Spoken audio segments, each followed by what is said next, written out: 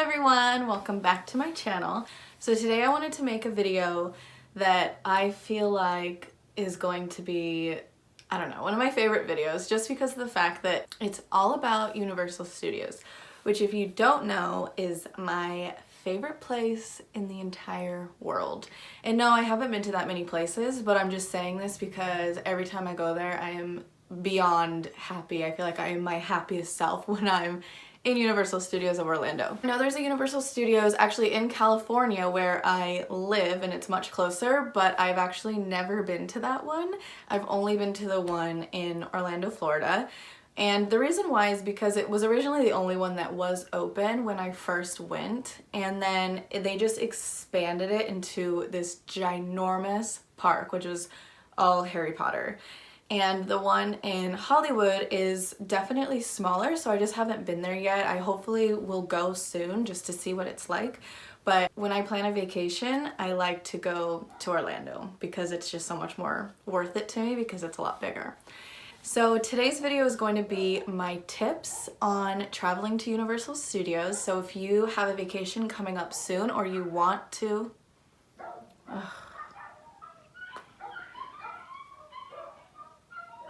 That's 4 dogs.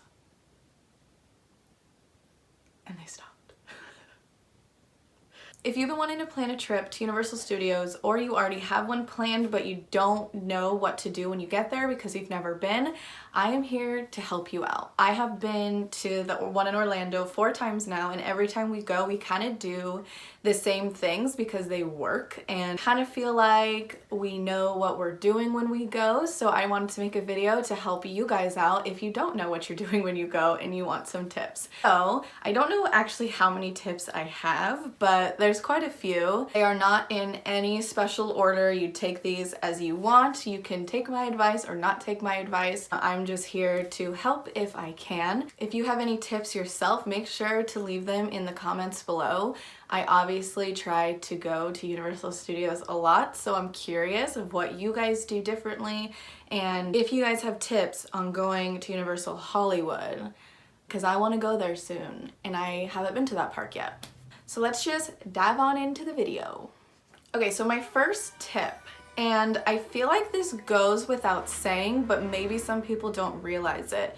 The park in Orlando is actually now 3 different theme parks. So when you buy tickets online or when you're there, make sure you get park to park to park passes so that you can go to all 3 theme parks, or especially the 2, which are Island of Adventures and Universal Studios. Those are the main 2. Those also both have Harry Potter parks inside of them. If you want to see both of those parks, you need to have park to park passes. Instead of just getting a Universal Studios pass, you want to also get an Island of Adventures pass. Another park that they just opened last spring is called Volcano Bay, and it's a water park. Jonathan and I actually went there in January for the first time, and it's amazing. If you go anytime when it's warm, which is a lot of the months in Florida because it's warm a lot, that park you are going to want tickets to. So what we did this last time we went to Universal Studios was we got park to park passes for all 4 days because the price isn't much different than just getting 2 park passes versus 3 parks, so it's totally worth it. And then whatever day you can just decide you also want to go to a water park, or you don't want to go to the water park that day but you want to spend the day here, or you just want to spend the day in the water park. So it's really nice to get the passes so you can do everything at all times, because you never know, you might wake up one day and it's extremely hot and you weren't expecting that, so you want to go to a water park, or vice versa. It's raining so you don't want to go to a water park and you just want to do this. So that's why I definitely suggest getting the park to park now passes. My next tip is definitely, if you can, you don't have to. I've gone twice without and twice with getting early park admission. But if you have the access to getting early park admission, I would 100% recommend it. So what that is it allows you to get into the theme parks an hour early before the rest of the public is allowed in. This actually, I don't know if a lot of people know this, the early park admissions passes only work in the Harry Potter theme park and Island of Adventure. So if you get one, you get to go into the park an hour early. So say the park, I think the times change throughout the year of when time they're open, but let's just say they open at 9 o'clock to everyone else. You are allowed to get into the theme park at 8 a.m. instead. So you go through, you show them your pass, and they allow you in, and they're not like extremely strict about it. I don't think it's like easy to sneak in or anything because there's someone there looking, but you get in, and it's so nice when you get to walk into the park and there's like no one there. And it's also really helpful if you plan on taking pictures. Like we took pictures of me there in the park, and there was like no one behind me in the picture. So if you plan on taking like cute photography pictures, that is the time to do it as well, because there's not going to be crowds and crowds of people there. And also, this is kind of like a side tip with that. If you have early park admission, 100% hit the rides first. That's the first thing you're gonna want to do. Is like, you walk into the park, you want to go straight to Hogwarts so you can get onto that ride, because those are the things that once the doors do open to the rest of the public, that's when the lines, you know, are gonna start getting a lot busier. So you want to hit the rides first, and then you can wander around the stores of Hogsmeade and everything afterwards. So I totally recommend hitting the rides first. The Hippogriff ride, for some reason, has like the longest wait time all the time. It's like always 50 minutes or longer, and the ride lasts like 4 seconds. So definitely hop on that ride while the wait time's like 5 minutes. If you have the early park admissions, hit the Hogwarts ride, get those out of the way, and then afterwards wander around and see Honeydukes and all that kind of stuff. So if you don't get early park admissions, it's okay. It's like, I've done it twice, like I said, without early park admissions, and one time was right in the middle of summer that I went in July, and we still got all the rides like pretty quickly. I think the longest wait time was probably like 30 minutes, so it goes by pretty fast.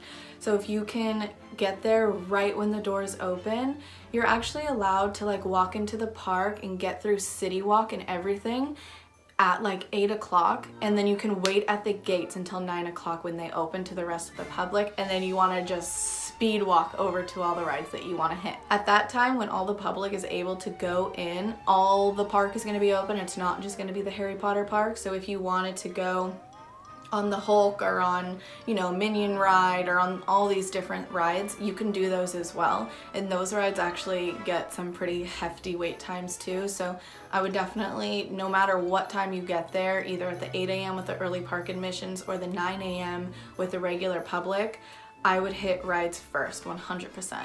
Okay, so my next tip is when to go to Universal Studios. I feel like a lot of people aren't sure because the weather in Florida is it's all over the place, so it's hard to know when to travel and when the best times to travel are. I've been in the middle of summer, right in July. I've been in September twice, and I've also been in January, so it was winter time. And so I definitely recommend going during an off season. So when kids are in school, you want to go. Going in the middle of the summer is crazy because one, it's going to be extremely busy because everyone's out of school and everyone's traveling at that time, since, you know, they usually have time off and they want to travel with their families. That time can be a little crazy for two reasons. One, there's so many people there that it's just, the lines are gonna be long, so in that case you're gonna want fast passes, and it's so hot. Orlando, Florida gets so hot, I can't even explain it. The humidity there is like something I've never experienced before. It gets hot here in California, but Florida is a whole nother monster. I felt like I was going to pass out so many times when I was there over the summer because it's just so hot, and then it's like the stress of so many people being around you that it was just too much for me. So I don't recommend going in the middle of the summer ever. When I've gone in September, it's actually been perfect both times, because that's when school usually starts in like the end of August to early September for most kids. So they're already going back to school, and a lot of people aren't taking vacation at that time because since their kids are just going back to school, they're not going to take them out right away to go on a vacation. Usually they'll wait till a little bit further down in the year. And so when I've gone, one, the weather has been great. I might just be lucky with the 2 times I've gone in September. You know, you never know what the weather's gonna be like, but it has been really nice in September where it's warm, but it's not extremely hot.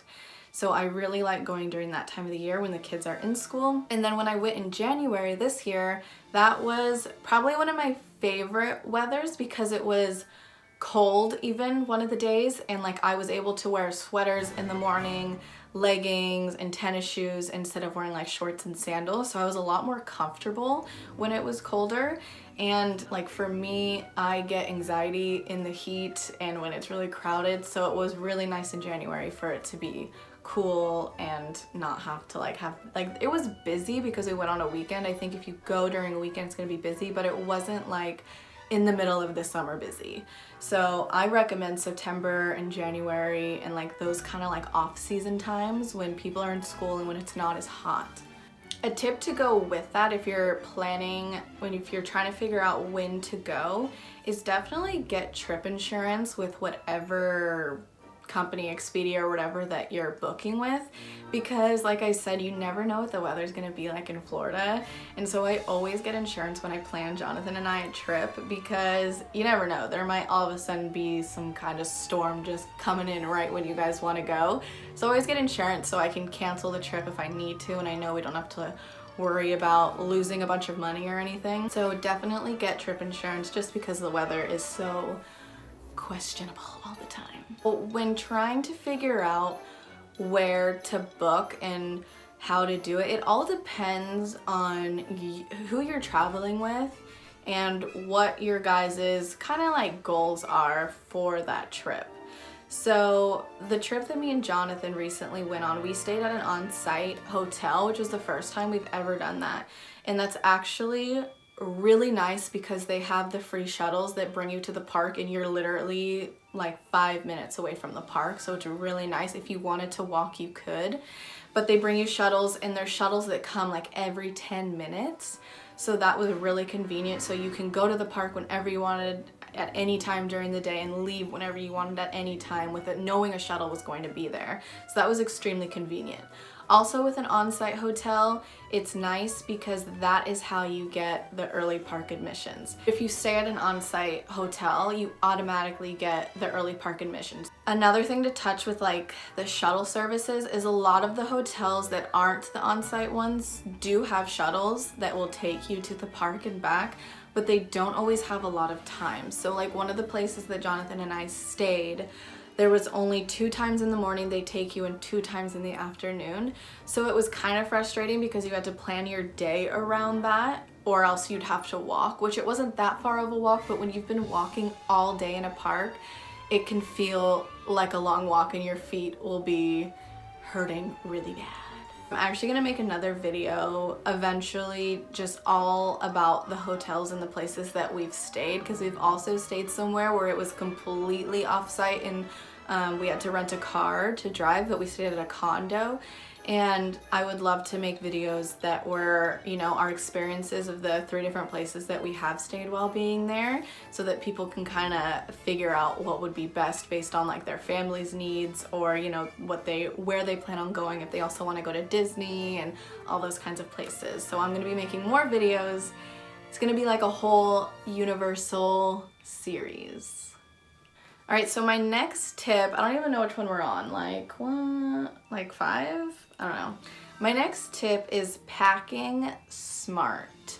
So when you're packing, I would definitely recommend packing very lightly. One, because it's gonna be so hot, you're not gonna need like jackets and stuff like that depending on what time you're going, but for the most part, it's probably gonna be hot there. And also, even if you go in the middle of the summer, I recommend bringing an umbrella and one of those like poncho things for the rain, because even when it's sunny outside and it's extremely hot and like 100 degrees, it can still rain. So when me and Jonathan went years ago, my grandma was like I thought she was making a joke telling us to bring like ponchos, and we were like, we're not bringing ponchos.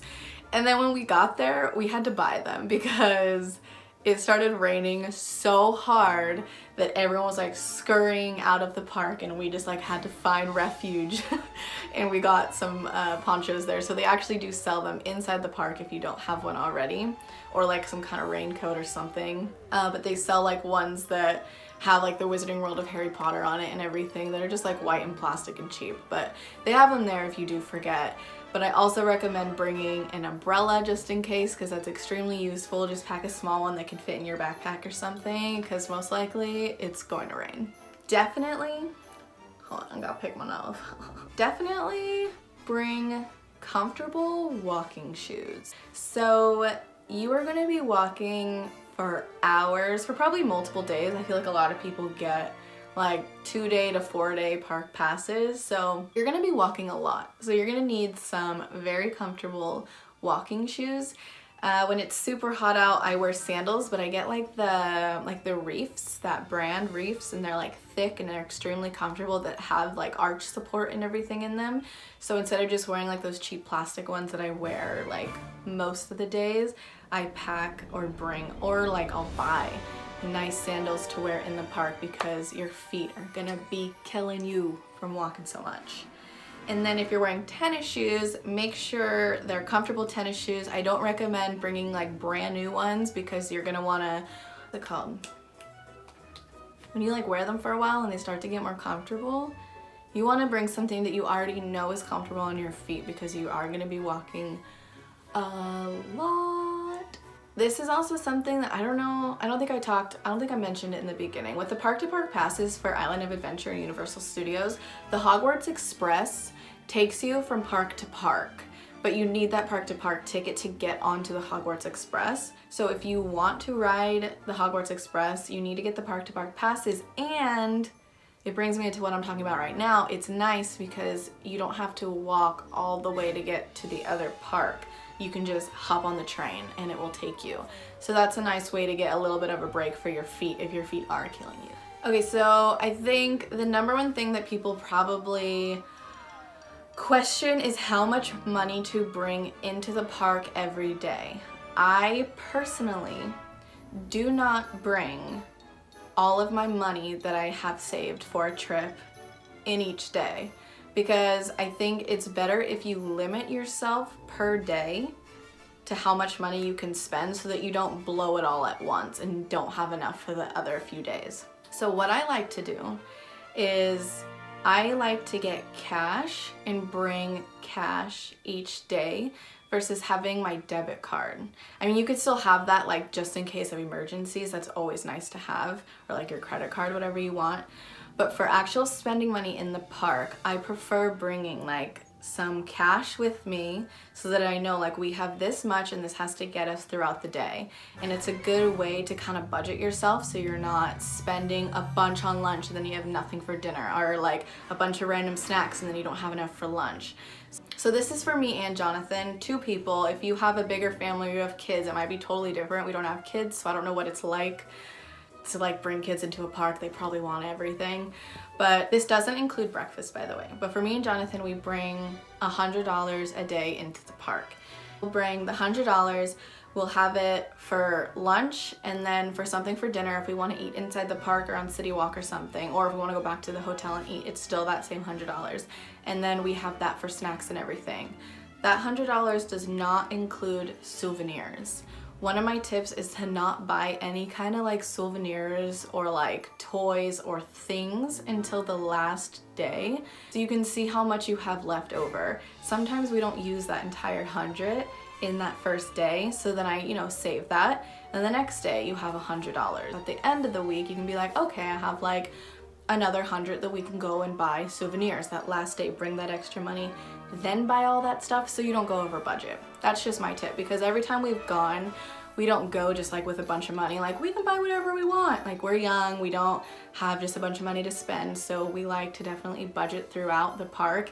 And it's really expensive for food and drinks and everything. It's way overpriced, so you just gotta be careful with spending way too much money. Okay, so with that whole like buying souvenirs thing until the end. If you really want to buy a souvenir, like, you know, the first day you go, you see something, you're like, oh my gosh, I really want that right now. I recommend waiting at least until the end of the day to buy it, because you don't want to be walking around the park all day holding that, because it's really frustrating. So this kind of brings me into my next tip, which is to bring a backpack. I always bring like some kind of like Dakine backpack, or what are those, like Camelback, like just the small ones that I can wear so I can put water, snacks, my sunglasses, you know, your money, your cell phone, all that kind of stuff that will fit in there. And it's pretty small, it's not a big backpack. And that's because their lockers aren't that big. Jonathan told me that their lockers are about like 12 by 18 inches deep. I don't even know, I don't know things, but like they're not that big. So I see a lot of people in the park with these ginormous backpacks, and I'm like, one, your back is gonna break, and two, those like do not fit into the lockers, like, and you need, like, you can't go on rides with your backpacks. You need to be able to put them into a locker. So definitely don't go crazy on what you bring into the park and bring some huge backpack. Bring like a small one that you're comfortable carrying throughout the day and that you know is gonna fit into those small lockers. Another thing as well, if you do stay at an on-site hotel, one of the really cool perks is if you buy something in the park, like say I bought a wand or something and I didn't want to carry it around all day, you can tell the people at the store and they will actually send it to your hotel for you, because you're at an on-site hotel, so you don't have to carry it all day. And my dogs are barking again. Side note, if all of this stuff is like extremely scattered around and not making sense, I apologize. I just have like so many thoughts and like things that I don't know. Okay, so one of the tips that I was talking to Jonathan about, like our experiences there, one of the things that he mentioned that I was like, oh my gosh, that's so true, is, oh my god, my dogs. Mom's so cute. She like gets nervous when I'm filming because she doesn't want to interrupt me. I told her to scream at the dogs.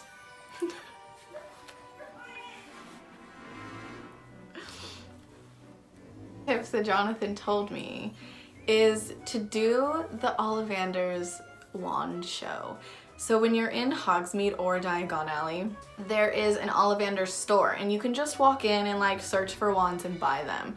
Or you can, there's like a little line outside, and usually it doesn't take that long, but there's a little line and you go inside and there's someone in there dressed as Ollivander, and he does this whole like wand experience. So they fit like, you know, like 20 people in their little shop, and he picks someone out of the group at random, and then they go through and have them like, you know, try out wands and stuff just like Harry does until they find their actual wand. So I've never been picked, but I'd also be like kind of nervous if I did, but then I like really want to be picked, because every time I'm there and I watch someone get picked, especially when it's a kid, I start crying. Like I start crying every time, because it's like so magical, and in my heart I'm just like, why isn't this my life? For real. So definitely go into Ollivanders, do the whole wand experience, and then they take you into the normal shop so you can pick out a wand yourself. If you weren't someone to get picked, then you can go and pick out your wand. And I did a video on my whole wand collection. In that video I explained how to do their wands there and how you pick your own wand based on all this stuff. So you can watch that video, I'll link it down in the description, and you can watch that video which I go more into detail about the wands and Ollivanders. Okay, my next tip, if you are a Harry Potter person and you want something to eat, there are 2 restaurants in the parks. There is one in Hogsmeade, which is the Three Broomstick, and one in Diagon Alley, which is the Leaky Cauldron. Out of those 2, their food's a little similar, but I definitely like the Three Broomsticks more. So I recommend going to the Three Broomsticks for either breakfast, lunch, dinner, whatever you want to eat there. It's delicious no matter what time of the day it is. I think lunch and dinner might be the same foods, but breakfast is definitely different, and it's really good. So definitely eat at the Three Broomsticks. They have like huge pieces of corn that are really good, and they have like those huge, like, what are they called? Like turkey legs, something? Those like huge turkey legs, and they have potatoes, and they have vegetables, different kinds of meats. Like they have so many different things, and there's like some good selection. So like I went there 2 times ago. I actually was a vegan, and they have like baked beans and like a tomato that's all like, they put like crumbly stuff on it and it's like baked and it's really good. And then there's obviously corn and stuff, so there's options for you if you're a vegetarian, vegan. So I really like the 3 broomsticks. My next tip, oh, let me get my cup, is to drink butterbeer. This is obviously the iconic drink of Harry Potter, and Universal Studios makes the absolute best butterbeer ever. Of course they won't give the recipe away because it's just so good, but you can, one, get these souvenir cups. I think they're different now, this is really old, but you can get a souvenir cup with your butterbeer so it looks really authentic and awesome. In the butterbeer, you can get 3 different ways depending on what time of year you go. So you can get it just cold, so it's kind of like a soda, or you can get it frozen, so it's like a slushy drink, which is delicious. It's so good. And then if you're there in the winter, you can get it warm, which was probably my favorite way to drink it, was warm. And I was really surprised because I had never had it warm before. Of all the times I've been there, I didn't even know they made it warm because I'd never been there in the winter. When I went in January, they had it warm and it was so good. I'll probably insert a clip right now of you guys watching me drink the warm butterbeer because it was delicious, and I definitely recommend it if you're going there in the winter time. They also have a lot of different like candies. I think there's fudge, and I'm not sure, there's like a pudding or something that's butterbeer tasting. So there's a few different ways to like try butterbeer flavored things. If you're not having the drink, what I recommend, because it's probably my favorite ice cream in the world now, is butterbeer ice cream. It was so delicious.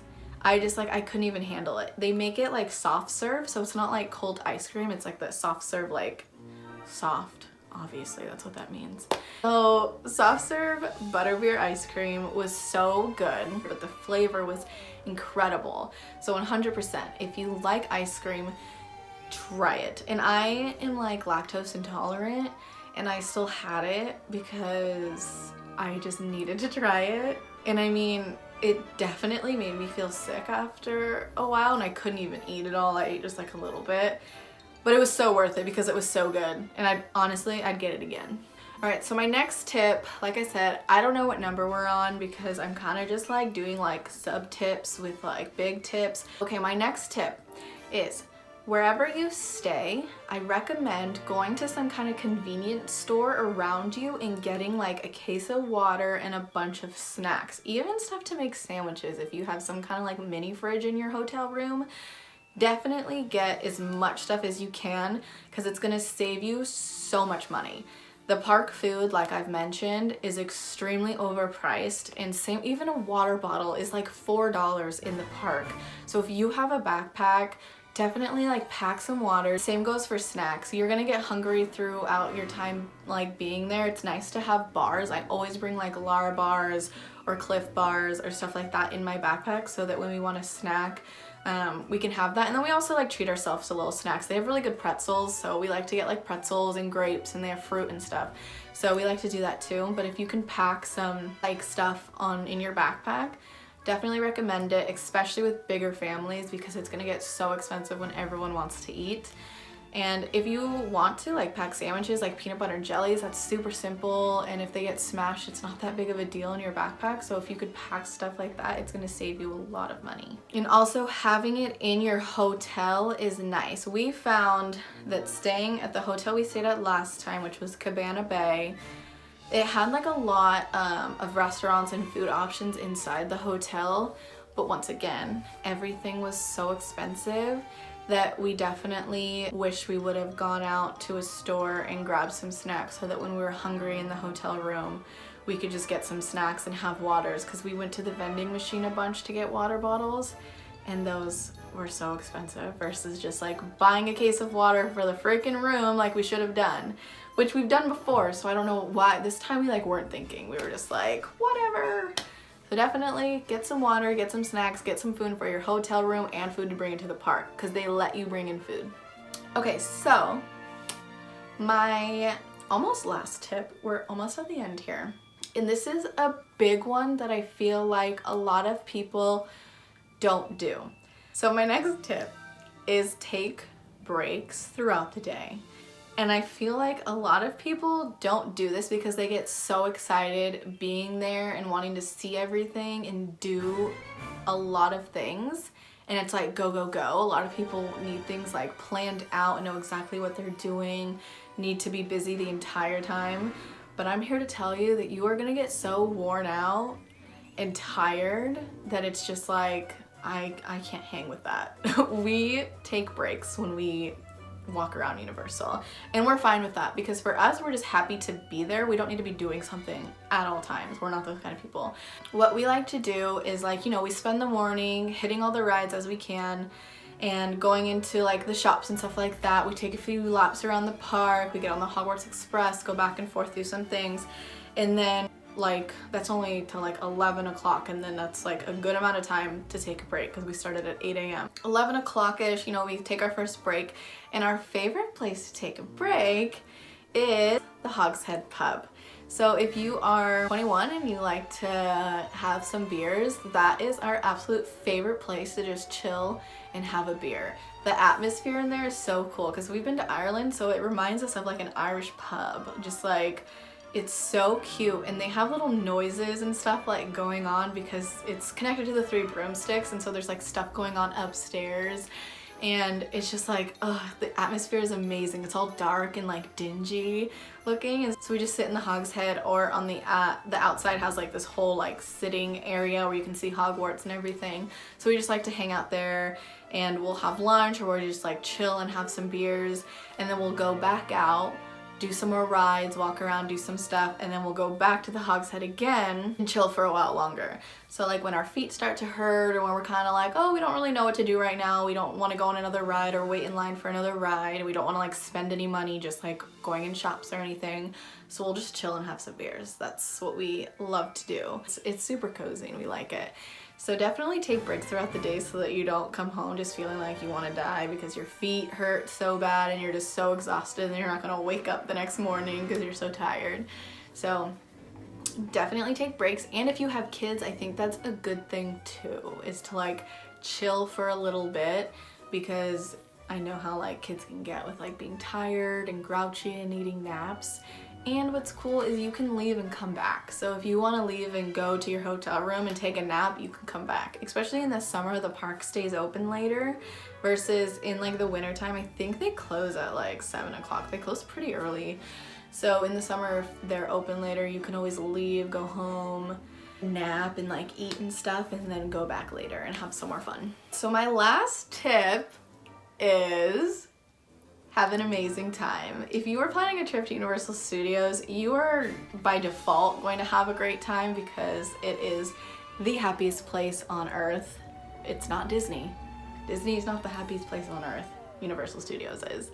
So you are gonna have such an amazing time, and definitely just try to like relax. I know it can be stressful with all the crowds and how expensive things are, but just try to like live in the moment, enjoy everything that you're doing. I recommend taking video of what you're doing. Like you don't have to vlog or anything, but record some of the stuff that what you're doing, because I love looking back. I think almost every time we've gone, I've taken little videos of me and Jonathan there, and it's so much fun to look back and be like, oh my god, I want to go back so bad, because you just see you guys just having a great time. Enjoy every single second of it, and try not to stress out too much about how expensive it is.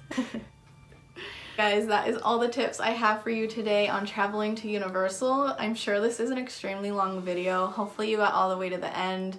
And if you are traveling to Universal soon, planning a vacation, I hope this helped you at least a little bit on some of our like tips and tricks of what we do there and what to pack and whatnot. Like I said, I want to make more videos, just kind of like a series of Universal videos and like where to stay and just how we do everything when we're there. And if you enjoyed this video, or if it helped you at all, make sure to give it a thumbs up. Subscribe to my YouTube channel if you want to see new videos every Monday that are mostly about Harry Potter, but not only Harry Potter. Alright guys, thank you so much for watching. I will see you next week with a new video. Bye! I talk so much.